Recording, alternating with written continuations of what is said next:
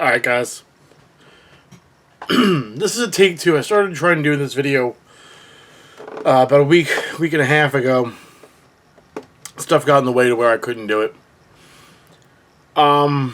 These were given a little bit while back. There are some new rules for the UFL season I want to get into. Several I like, and one of them I don't agree with at all. And one that, in my mind, if it's only for the player's safety, then okay. If it's to do it just to do it, well, you'll hear that in a minute. All right, so I'll give my my take on some of these. I'm actually going to go ahead and do that here. Let me see. No, that's the one I hate. All right, let's go with the kickoff rules.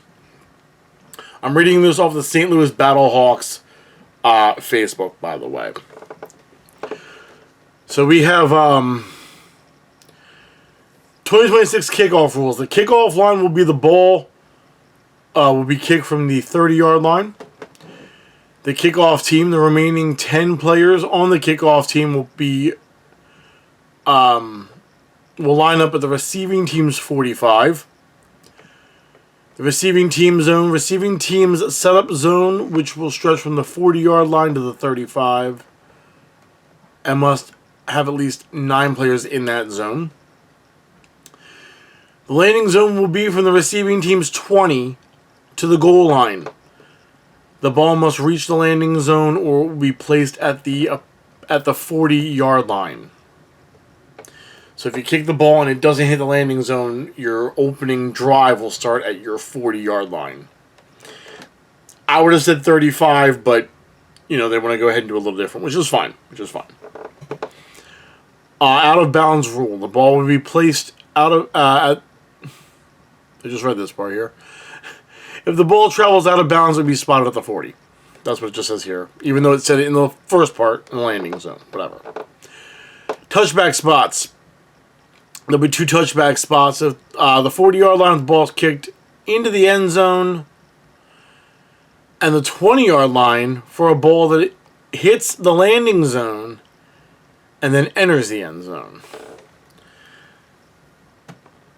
So that's a little weird to me, but I'm not opposed to it. Like I said, I would have made it to 30. I would have made it to 35, but again, the 40, I don't know if it matters or makes a difference. I really don't think it does. Alright. Overtime. I'm going to read this to you as it's written here, like I did the last one. And I want to ask a question at the end of it. Overtime, 3 attempts per team. Not a bad idea. I think they did that last year with 5 attempts per team. Teams will alternate attempts from the 5-yard line. If after 3 attempts per team, the tie remains, the teams will alternate attempts until a winner is determined. Now the next 2 lines contradict each other. The home team will have the choice to go on offense or defense first. So if that's the case, why would you put in the second part of this line, a coin toss will be implemented in place of the home team's choice? So are you telling me here, does or does not the home team get a choice? In the first line, the first part of that, the home team has choice of offense or defense first. Then you flip the fucking script and say a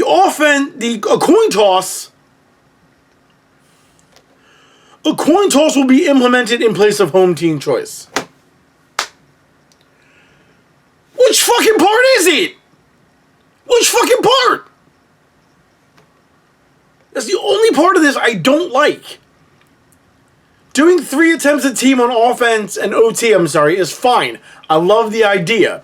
But then you throw those 2 parts up, and which part am I supposed to read and believe? Is it the home team choosing first? Or will there be a coin toss? Tell me now before I get fucking confused before watching the first game. Idiots. But the overtime 3 attempts, great idea. All right, this one's cool. It's interesting too. There's no punting within the 50. Now, what this means is, I'll explain it the best I can, and then I'll read the middle part.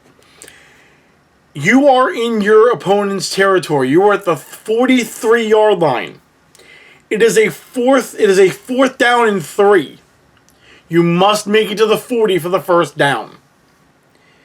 You are in your opponent's territory. You cannot make it, or you might not make it. A lot of the time, you'll see players punt the ball or go for an extremely long field goal, which I'll explain that rule in a minute. The new rule here, unless it's 2 minutes until the half or the last 2 minutes of the game, you cannot punt the ball in your opponent's territory. When you cross that 50 into their territory as you're trying to score, 4th down and 2, 4th down and 3, even a 4th and 6, you won't see it. You can't punt it. Cannot do it. This rule I like because it's going to go ahead and make a whole lot more plays happen. And ultimately, we're going to see a whole lot more cool stuff going down in the UFL with that rule. I will read it though because it's really cool. It's also a little bit interesting. Once the ball, this is the middle paragraph of this, by the way. Once the ball is made ready for play inside the 50, a team cannot punt even if a subsequent penalty or loss of yardage moves the ball past the 50. So again, for that example, if you are at the 46, you all of a sudden, false start on the offense puts you back 5 yards. That puts you back into your territory. The ball started play originally in the opponent's side of the board. Let's say you're at the 46 and you get sacked to the 46 of your own side.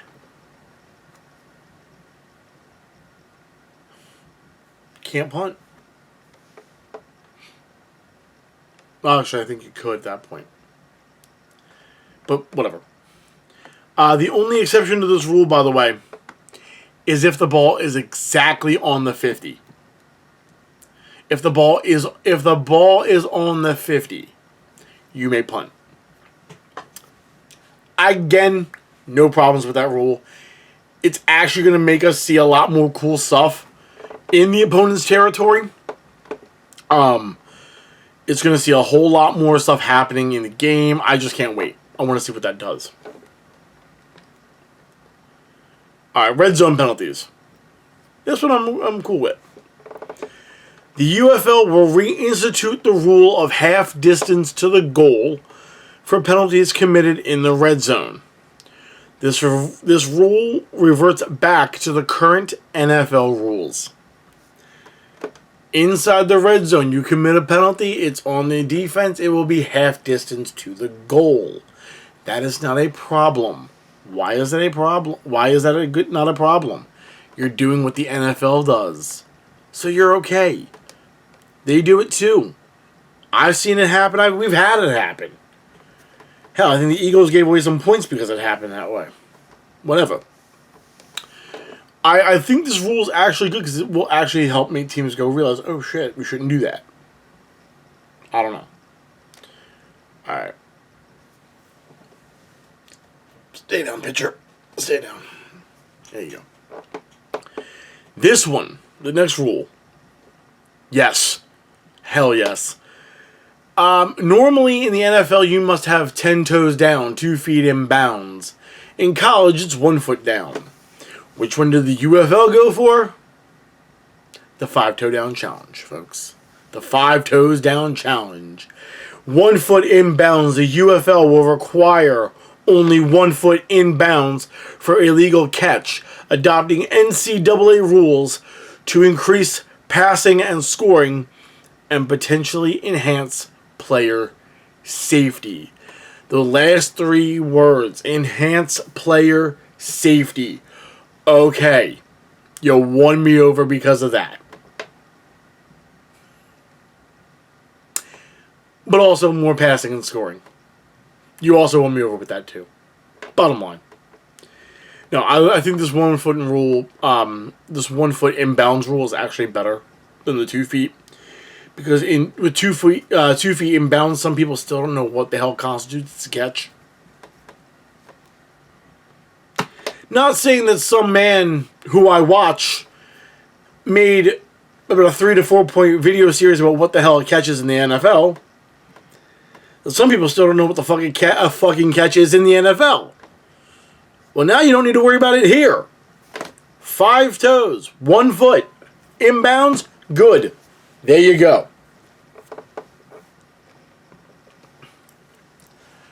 Alright, the next one here. Wow. It's been done in the UFL, but it only counted for 3 points.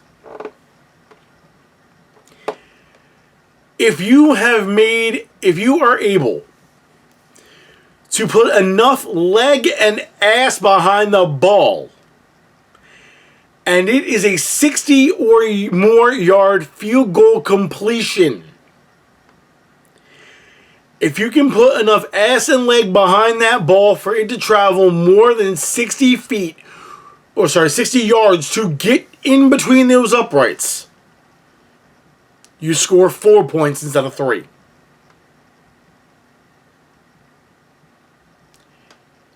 If you can put enough leg on that ball, let's say, because it's been done before, a 62-yard field goal. You put enough on that ball, and it goes through the uprights. It's now worth 4 points, not 3. That now basically tells you, okay, we're down by 4. What are we looking at for field goal? 61-yarder? Well, you made a 58-yarder. I think you can do a 61. Let's go tie this game up. Do you see the reason I need for it now? Yeah. I do. I love that rule. It is my favorite one. It's my favorite one. Alright. I want to go to that one because I'm going to talk about that one later, but the other rule we're going to get into now. The rule that I cannot stand, which is what I don't like with what they did with these rules this year. In the UFL, after a touchdown scored, you have 3 options to score a point after attempt. One of them was a play from the 2-yard line for 1 point. One of them was a play from the 5-yard line for 2 points. And one of them was a play from the 10-yard line worth 3 points. Well, the 2 and 3 point play changed. The 2 point play is now from the 2-yard line. And the 3 point play is now at the 8-yard line.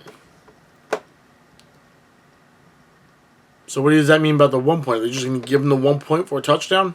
Nope. This is what I hate.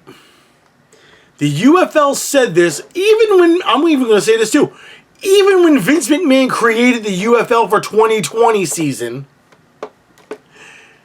there will be no PATs involving a field goal. That's what he said. Or something to the assumption of that. So why in the fuck are you going to put a 1 point play, a 33 at the 33? It's a field goal attempt starting at the 33-yard line.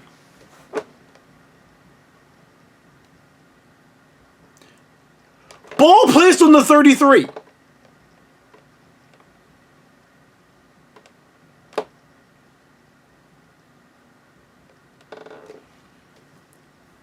You need a 43-yard field goal because the end zone is just like the NFL. It's 10 yard. The end zone's about 10 yards in.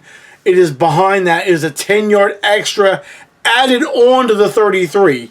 You need to make a 43-yard field goal to add 1 point to your fucking score.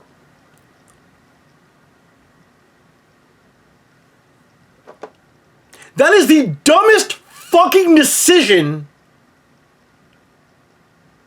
The dumbest decision they could have made. No kicks in the UFL. The first, 2 or 3 seasons,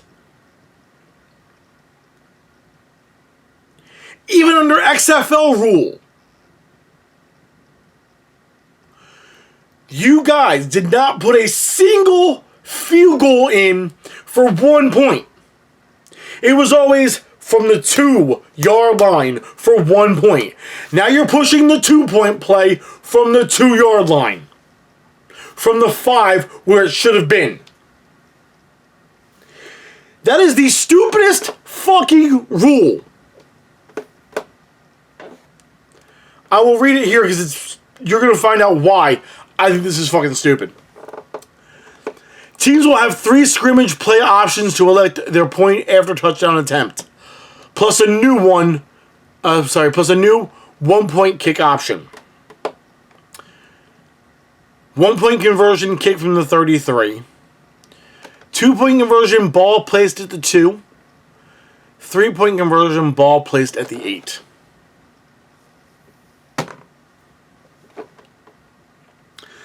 So the UFL just made the 1-point conversion a 43-yard fucking field goal.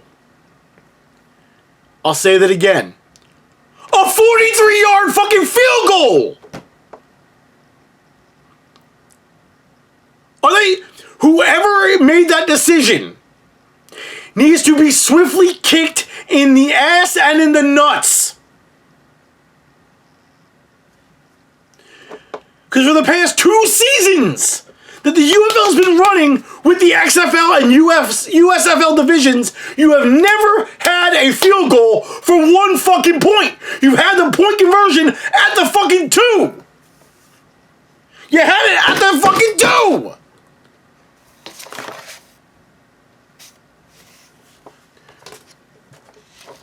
Seriously, whoever made that decision should be kicked straight in the fucking ball sack. I'm sorry.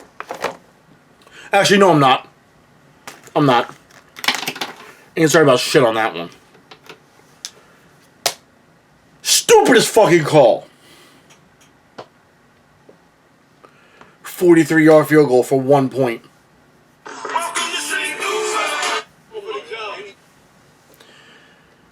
That was the dumbest fucking call.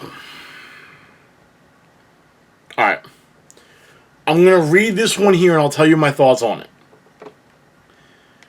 The elimination of the tush push. This one you're going to get reaction out of me for. You thought the 1-point field goal was a stupid fucking thing. The league has eliminated the tush push. A play in which after the quarterback takes the snap, he immediately drives forward as the offensive line surges and is assisted by additional players behind him who physically push him forward into the surging offensive line. The tush push. Otherwise known as a modified version of a fucking quarterback sneak. A fucking QB sneak, guys. However, I'm not going to be hard on them. Unless they decide to do it for reasons that other people say, when we can't fucking do it. Because if you noticed, in the NFL season, I'm going to flash to the NFL before going back to them. The NFL tried to ban the tush push. They couldn't get it done and had to explain this to me. If teams and coaches from the NFL tried to ban the tush push, it did not work. It is still around in the NFL. Why is it, if you're a team that banned it, why the fuck would you attempt it? You wanted to ban it, get done, yet when you attempt it and you succeed, if you're lucky enough for it to succeed, you're like, wow. But next year you'll try to go ahead and say, ban it anyway, right? What part did I miss missing? What part am I missing? Now, the UFL, if the same reason is for that reason, because you're trying to do what the NFL did and ban it, you guys are fucking idiots. Now, if you're doing it off of them, this is the funny part. If you're doing it off of the fact of player safety, I will go ahead and give you a reprieve. The tush push is a dangerous move. I understand that. I look at it every time I watch my Eagles take the ball. 4th down and 1. Tush push. 4th down and inches. Tush push. 4th and goal from like the half-yard line. Push that bitch in. Is there anything wrong with it? No. But it is a play that can hurt. It is a play that has issue.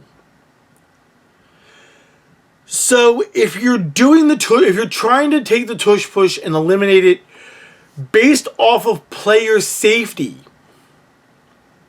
off of only player safety, I will be okay with that. I will see why you did it. I will see why you did it. But now that means the teams will have to come up with another way to do a quarterback sneak correctly, which at the same time isn't a bad thing at all, actually.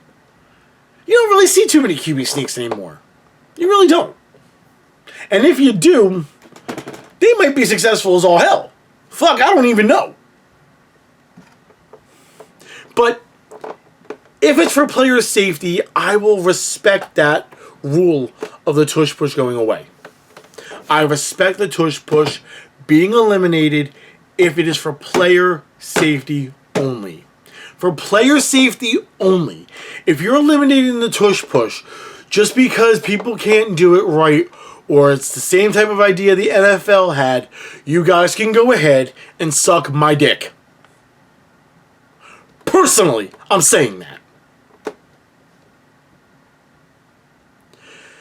But in my honest opinion, I think they're doing it for player safety. I really do. I think they're doing it to protect the players. Just like they have the 1 foot inbounds rule. I think they're doing it because it's the best rule to do.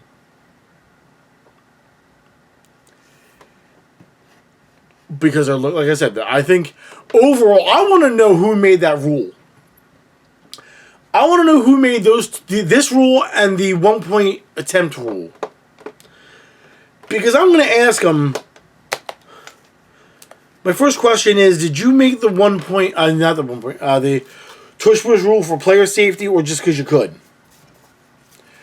Which will then lead to whether or not I'm chewing his ass out for the other question, which is, what the fuck were you thinking for a 1 point 43-yard field goal?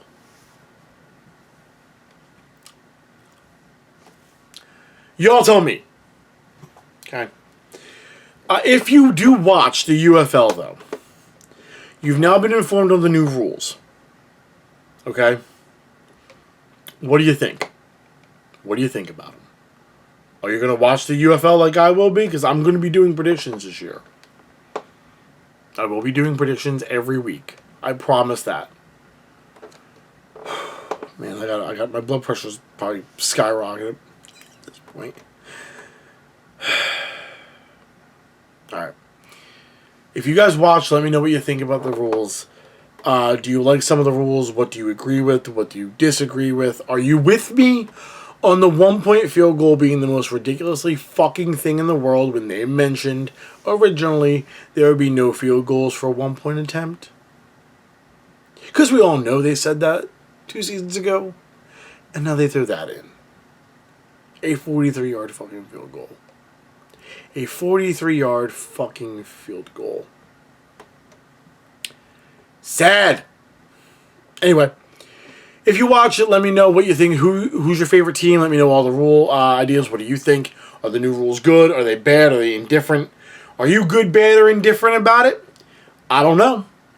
Also, what do you think is going to be happening in the season Again, who's your favorite team? And if you have any other good videos you want me to throw at you, let me know. I will say this before leaving, though. I did get some confirmation back. As long as I get the and it is as long as I get the okay from the person I'm next to or with, I may film my bout for fencing. So you might see some fencing videos. You might see me actually in action. I am a noob, so I might get killed a few times. Maybe 70. I don't know. But I like having fun. It's a good time. Alright. Alright, I've rambled on long enough. I'm out of here. Love you guys. Subscribe, like, bell. You get the drift. See ya.